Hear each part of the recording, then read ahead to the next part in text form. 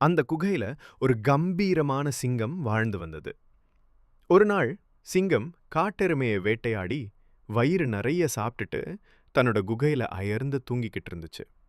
அப்போ அந்த குகையின் ஒரு மூலையில ஒரு குட்டி எலி வாழ்ந்துச்சு. அந்த எலி சிங்கத்தோட உடம்ப பாறைன்னு நினைச்சுக்கிட்டு அதோட முதுகுல ஓடி ஆடி விளையாட ஆரம்பிச்சுது. அச்சச்சோ! எலி விளையாடினதுல சிங்கத்தோட தூக்கம் கலைஞ்சிடுச்சு. கோபமா கண் விழிச்ச சிங்கம் அந்த குட்டி எலிய பிடிச்சிடுச்சு. எலிக்கு ரொம்ப பயமா இருந்துச்சு. குட்டி எலியே, நீ என் தூக்கத்த கெடுத்துட்டேன்னு சிங்கம் கர்ஜிச்சுது. ஆனா சிங்கம் அந்த எலிய ஒன்னும் செய்யாம, நான் இப்ப வயிறு நிறைய சாப்பிட்டிருக்கேன், அதனால உன்னை விட்டுடுறேன்னு சொல்லிட்டு அதை விட்டுடுச்சு. சில நாட்கள் கழிச்சு ஒரு நாள் சிங்கம் வழக்கம் போல வேட்டைக்கு கிளம்புச்சு. அங்க வேட்டைக்காரங்க விரிச்ச வலையில சிங்கம் சிக்கிடுச்சு. எவ்ளோ முயற்சி பண்ணியும் அதனால வெளியே வர முடியல. காடே அதிரும்படி கர்ஜிச்சுது.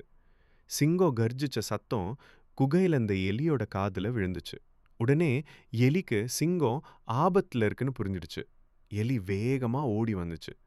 சிங்கம் சிக்கியிருந்த வலைய தன்னோட கூர்மையான பற்களால கடிச்சு சிங்கத்தை விடுவிச்சது.